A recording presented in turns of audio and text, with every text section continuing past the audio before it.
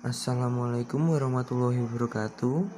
Perkenalkan anggota kelompok kami yaitu Andira Enggar Oktavania dengan NIM 43020200059. Yang kedua ada Ayu Stiorini dengan NIM 43020200063. Yang terakhir adalah saya yaitu Muhammad Andika Saputra dengan NIM 43020200080. Kami akan menjelaskan tentang berdirinya organisasi-organisasi Islam di Indonesia. Sejarah berdiri organisasi-organisasi Islam di Indonesia. Ada berbagai macam organisasi-organisasi Islam yang berdiri di Indonesia. Ada yang berada dalam bidang ekonomi, keagamaan maupun pendidikan.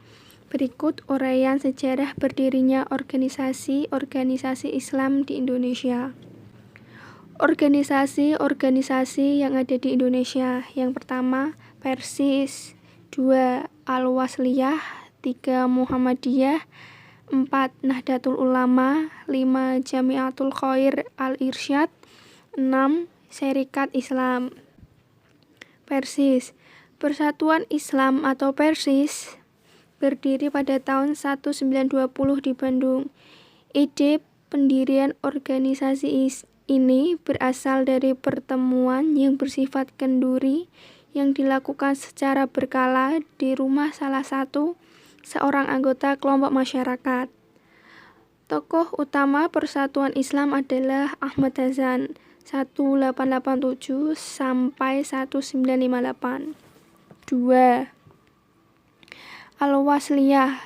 Berdirinya Al-Wasliyah dilatar belakangi oleh kesadaran beberapa pelajar dan guru yang tergabung dalam perguruan Maktab Islamiyah Tapanuli atau MIT untuk bersatu dalam menyalurkan ide dan pendapat. Pada tahun 1918, masyarakat Mandailingi menetap di Medan berinisiatif mendirikan sebuah institusi pendidikan agama Islam bernama Maktab Islamiyah Tapanuli atau MIT.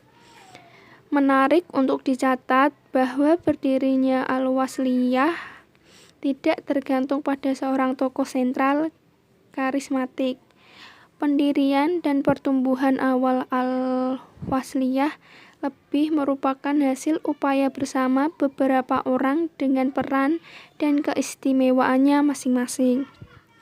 Syekh Muhammad Yunus adalah tokoh yang biasanya dianggap sebagai pendiri Al-Wasliyah.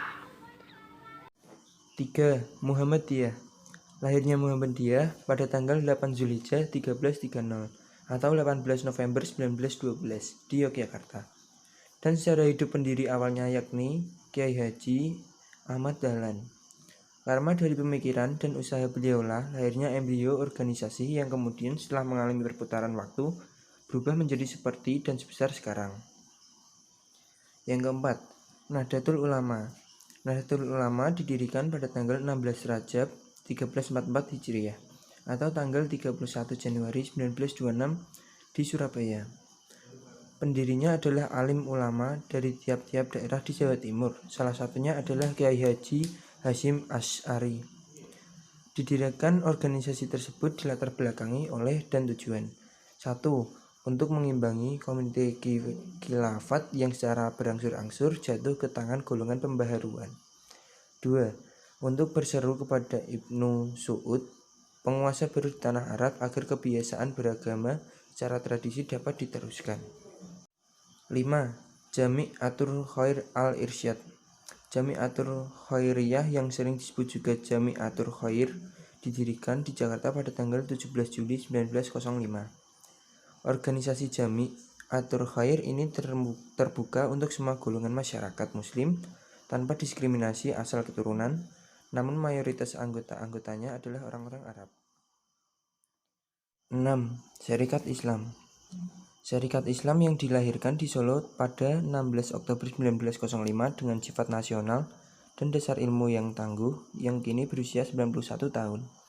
Adalah organisasi Islam yang terpanjang dan tertua umurnya dari semua organisasi masa Indonesia.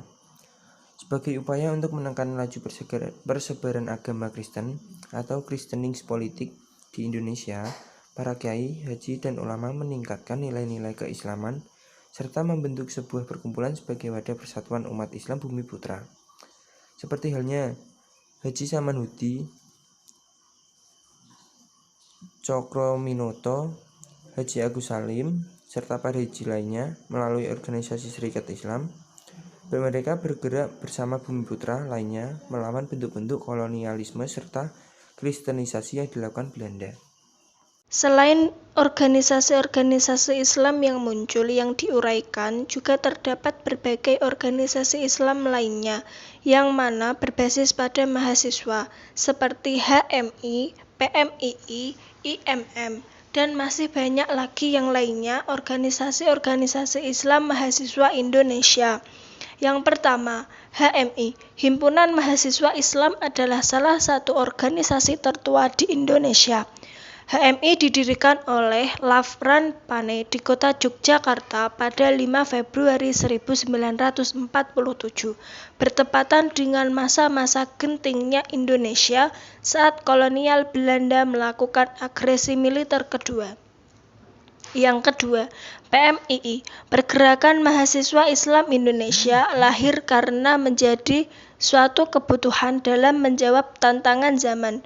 Berdirinya organisasi PMII ini berawal karena adanya keinginan kuat para mahasiswa Nahdlatul Ulama untuk mendirikan organisasi mahasiswa yang berideologi Ahlus Sunnah wal Jamaah. IMM, Ikatan Mahasiswa Muhammadiyah, merupakan salah satu organisasi otonom dari Muhammadiyah yang didirikan di Yogyakarta pada 14 Maret 1964. Organisasi Muhammadiyah bergerak pada bidang keagamaan masyarakat dan tentu saja di lingkungan mahasiswa. Tujuan IMM adalah mengusahakan terbentuknya akademisi Islam yang berakhlak mulia dalam rangka mencapai tujuan Muhammadiyah. Selanjutnya, saya akan membahas pengaruh organisasi-organisasi Islam pada hukum Islam di Indonesia.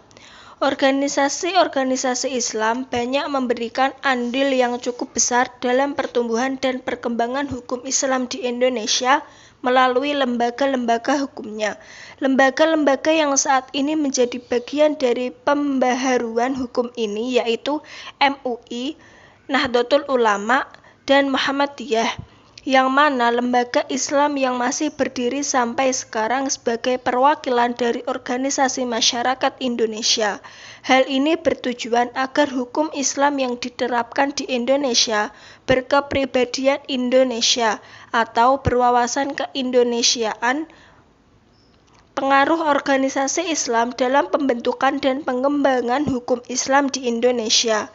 Sesuai karakter dasarnya, hukum Islam adalah hukum yang otonom, mandiri, dan bebas dari politik. Di Indonesia, penerapan hukum Islam berdasarkan pemahaman hukum masyarakatnya memberikan tantangan khusus bagi umat Islam Indonesia. Ada sebuah fenomena yang lain yang terjadi di abad 20, yaitu terjadinya pembaharuan di tingkat kelembagaan organisasi keagamaan yang sering disebut sebagai Gerakan Modern Islam Indonesia.